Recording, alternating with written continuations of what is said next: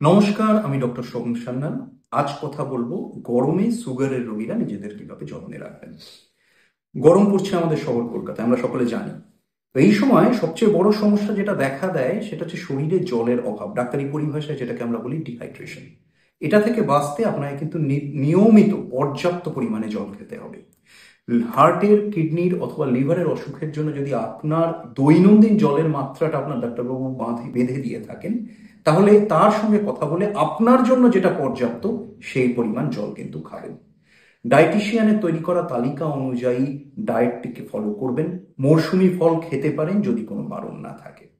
বাইরে বেরোলে ছাতা ব্যবহার করুন, সানগ্লাস ব্যবহার করতে পারেন, হালকা সুতির জামা কাপড় পরবেন, সঙ্গে পর্যাপ্ত জল ক্যারি করবেন।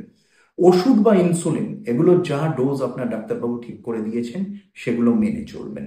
কোনো ডোজ নিজের থেকে পরিবর্তন করতে যাবেন না, বা কোনো ওষুধ বা ইনসুলিন বন্ধ করবেন না আপনার ডাক্তারবাবুর পরামর্শ ছাড়া।